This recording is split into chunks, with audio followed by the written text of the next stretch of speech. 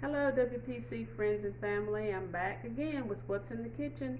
So today we're going to be making cream cheese pastries, and I'm going to do it one way, and then I'm going to suggest something that you may already have in your kitchen that you could use. What this is a basic pastry with a cream cheese topping, and then summer fruits is what I'm using. So I am actually using puff pastry.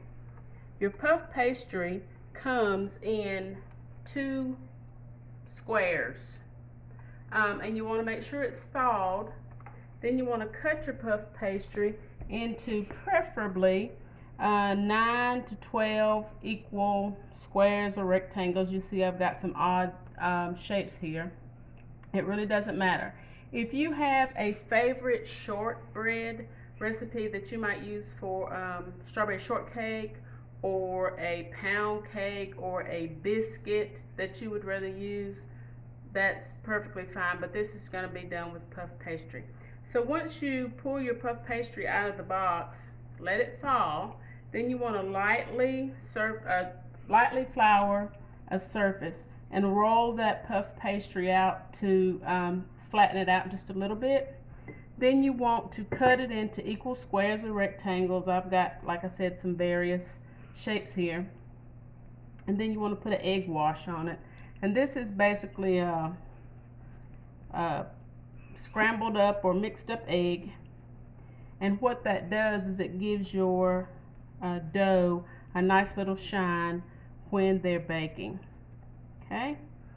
Once you get that done, you will have mixed up the cream cheese mixture. It's a block of cream cheese, a third cup of sugar, regular sugar, not powdered sugar, vanilla, and lime or lemon. And that just gives you a little bit of tang. I actually used a lime because I had a lime available. Lemon is fine, and if you don't like either one of those flavors, then the vanilla will help get that mixed up. And you're just going to use a hand mixer, mix that all together. You're going to equally distribute your cream cheese mixture on top of your pastry, and it might be tricky to start. Use your fingers, or you can use another spoon, but you just want a nice pillowy mound for your fruit to lay on. I'm going to do a couple here. If you wet your fingers and wet your utensils, your cream cheese doesn't stick to you. Okay, so that's what I'm going to do. I'm just going to run my fingers under the water a little bit, and then just kind of pat it out and kind of cover, not all the way to the edge, because that puff pastry is going to puff up just a little bit. Some of these might be a little bit more full than the other. Okay, set that aside.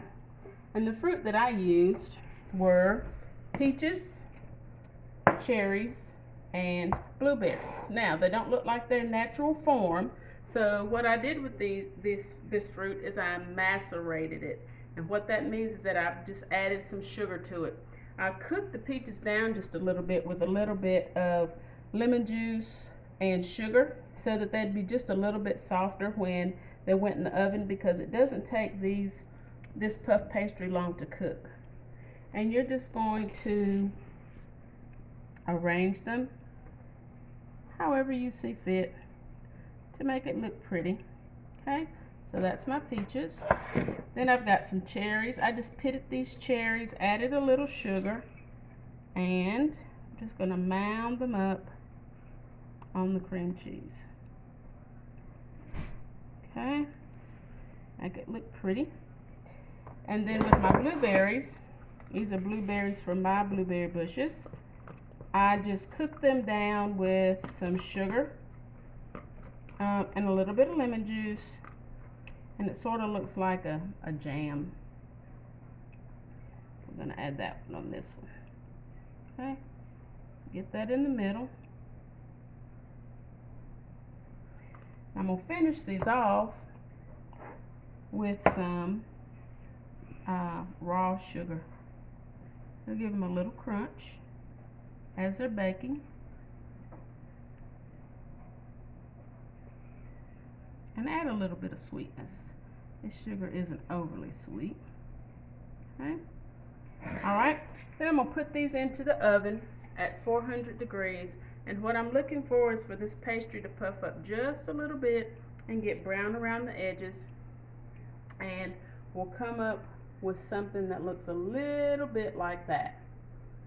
Alright, and sometimes your cream cheese will get a little brown, but that's fine.